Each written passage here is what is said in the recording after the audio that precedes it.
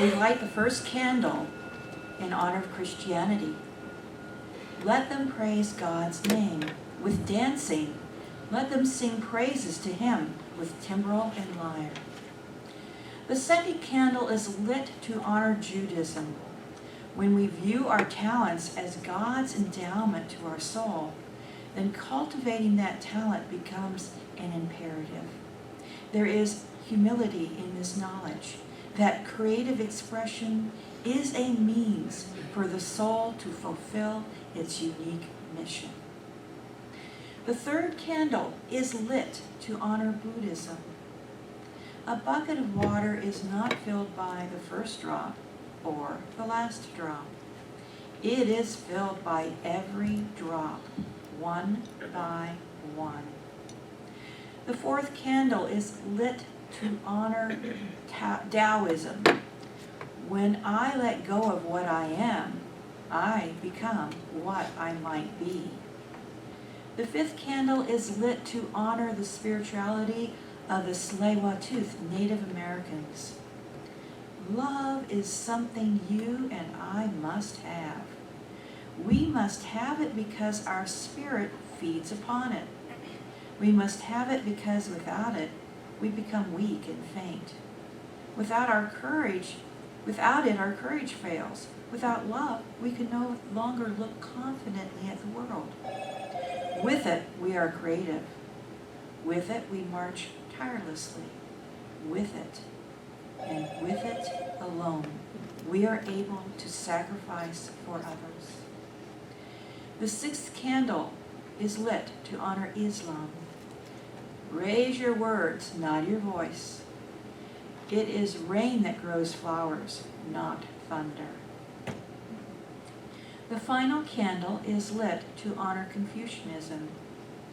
When the likes and dislikes are not properly controlled, and our conscious minds are distracted by the material world, we lose our true selves, and nature is destroyed.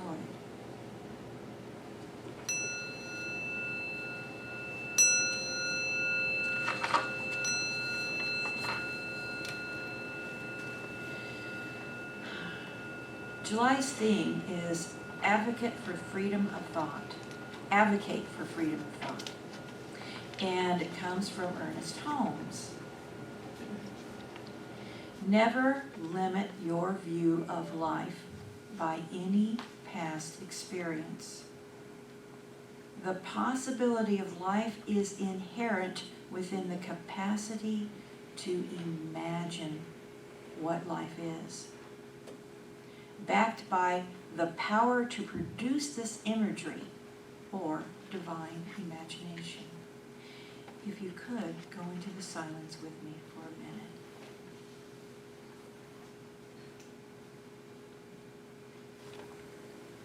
And centered right here, right now, in this wondrous moment of love. Knowing love expands our hearts and mind. Knowing that love flows through us as us. And that we are so uplifted and supported by this time together, by this service. I'm knowing each and every person here is blessed. I'm knowing that Reverend Cece is blessed. That the wisdom and the love and the power and the presence of the divine moves and speaks through her. I'm knowing that each of us are imbued with this love, with this wisdom, with this divine support and strength.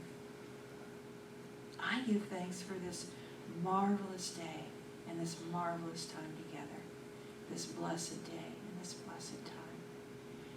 And so be it, and so it is. So it's July, that means we get a new monthly theme, and the theme for the month from the principles of prophetic justice that we're working with this year is advocate for freedom of thought. Now, obviously, in our tradition, freedom of thought is a crucial element, right? Uh-oh. What was that about? Oh, dear. No. Me get Danny? Will you get me 2 batteries out of my left front drawer? Left front door. left top drawer, I mean. I thought someone just changed them last week. I guess not. Anyway, we have to learn to think freely because we don't do dogma here. What we teach is how to channel our thinking, not what to channel, right?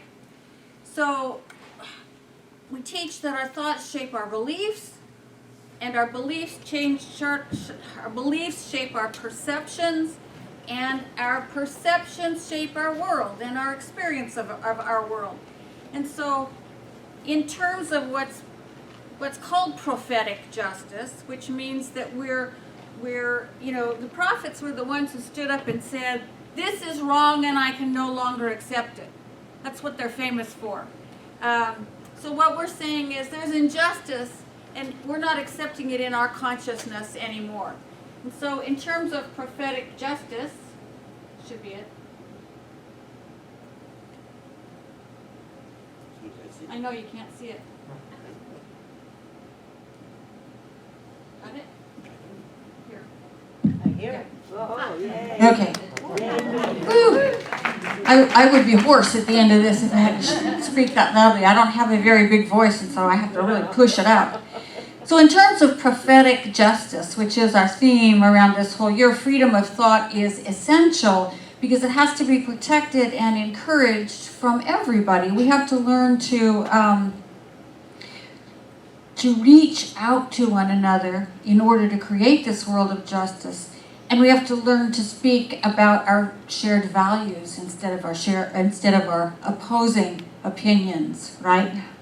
That's how we're going to get through this, is that we have to learn to come from our values, and we have to remember that it's from new ideas that solutions arise.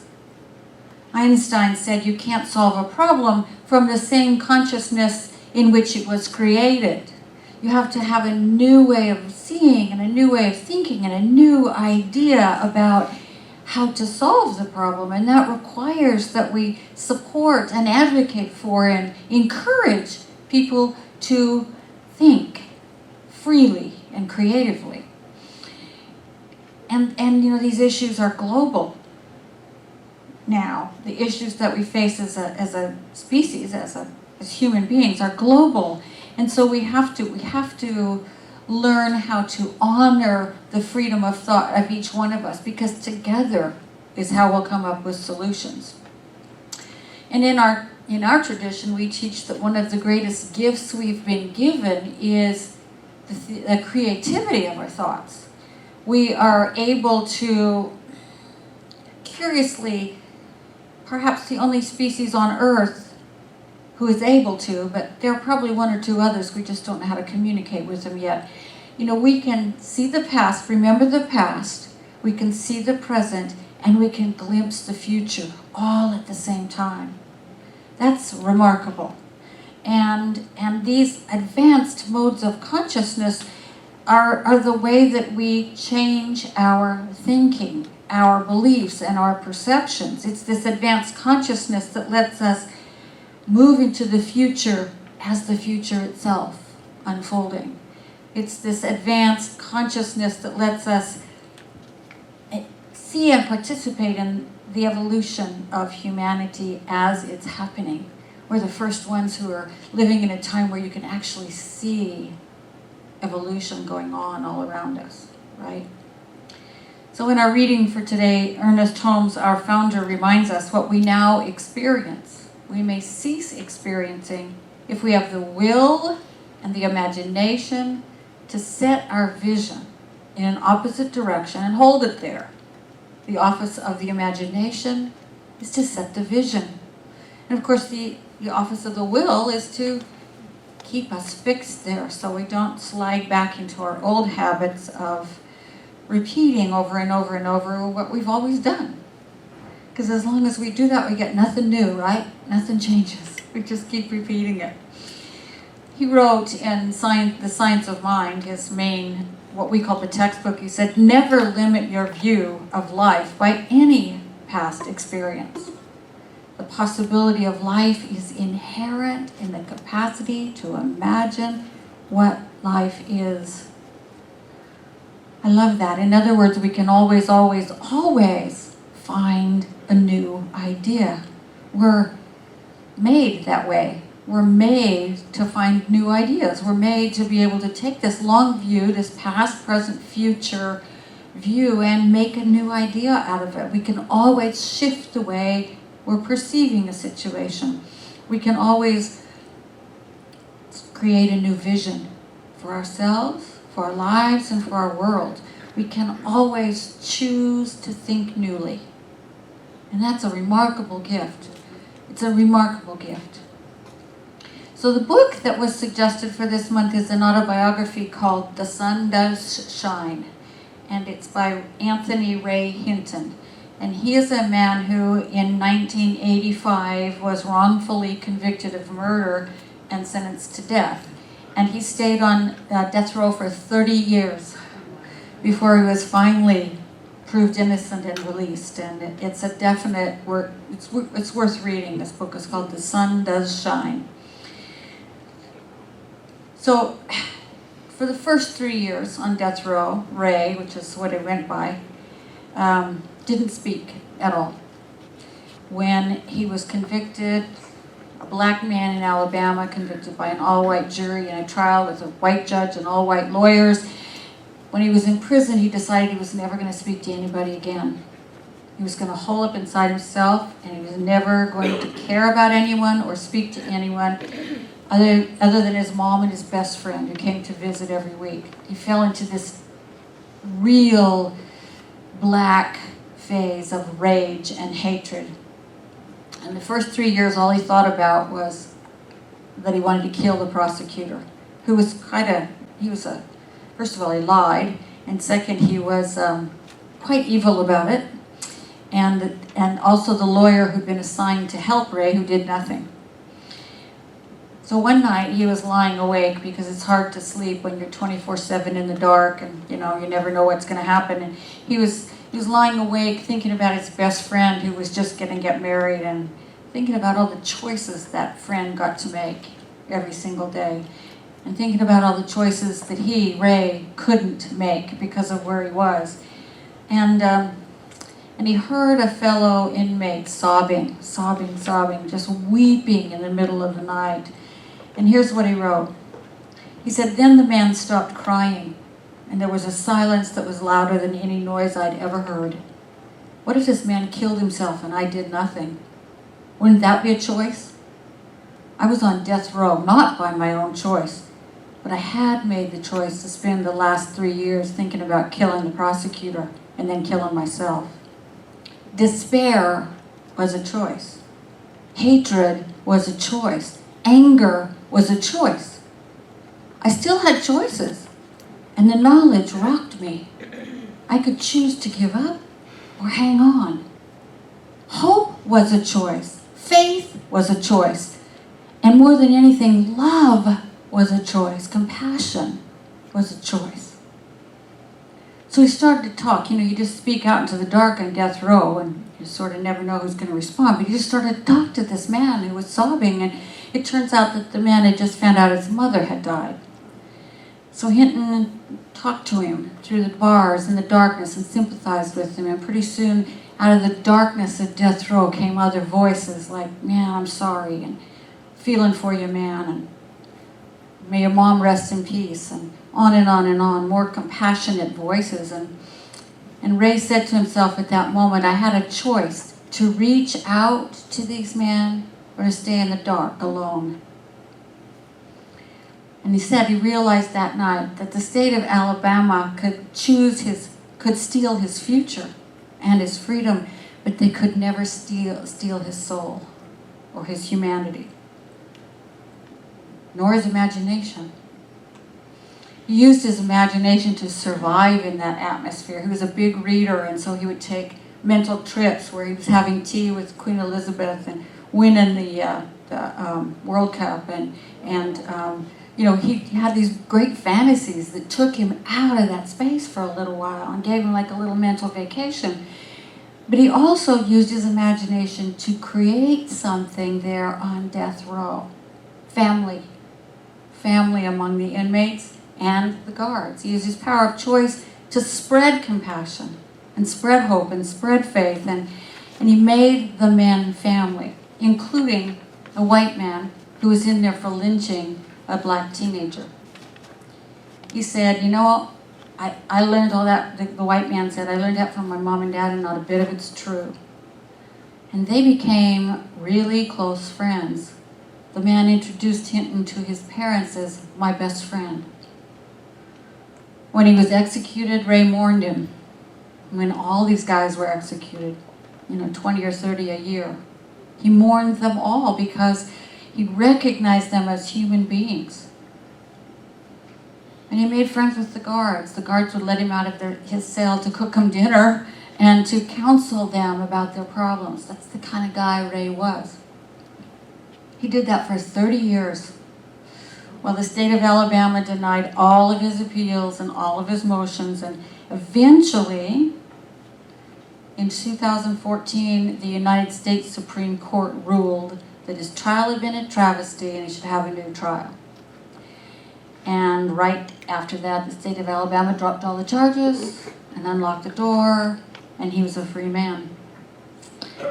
So he moved back to his mama's home. She had died in the meantime in Alabama. And people said, why'd you come back? He says, I love Alabama. I don't love the state of Alabama, but I love Alabama. Since my release, no one who had anything to do with that conviction has ever apologized, and I doubt they ever will. In fact, in the meantime, this prosecutor had written a book he said, I knew Hinton was guilty just by looking at him. That's the kind of guy the prosecutor was.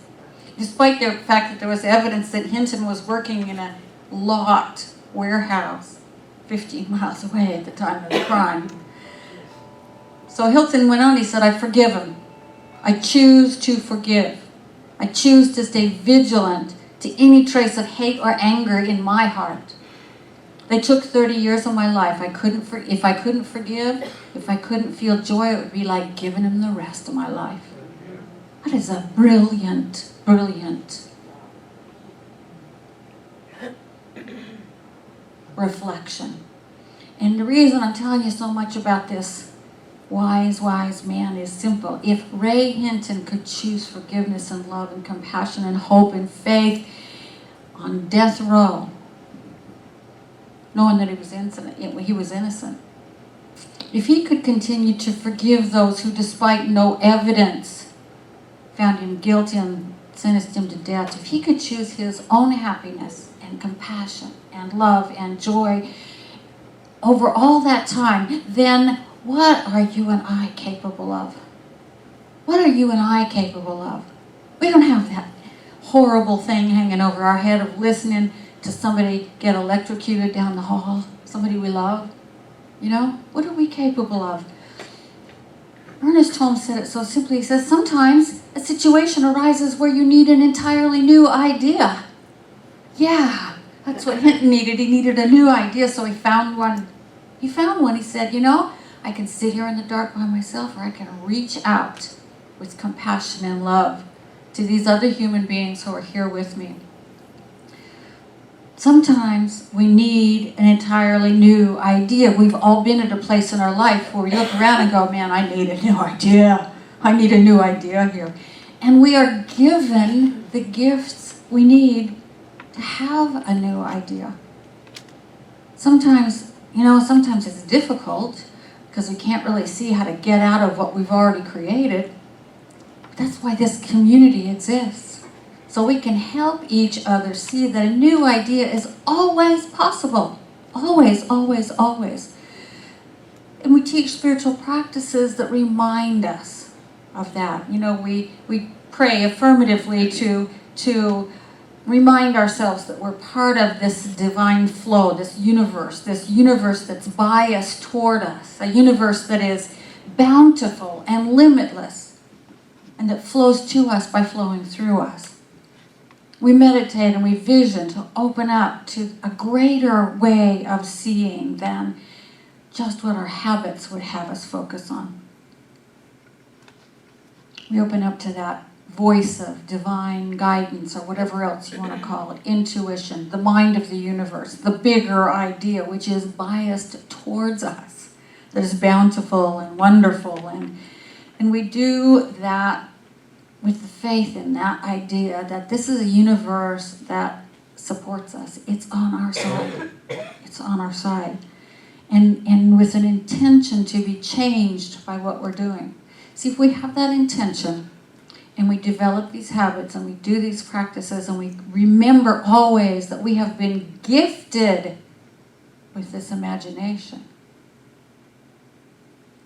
things change. They will change. We can find that new idea.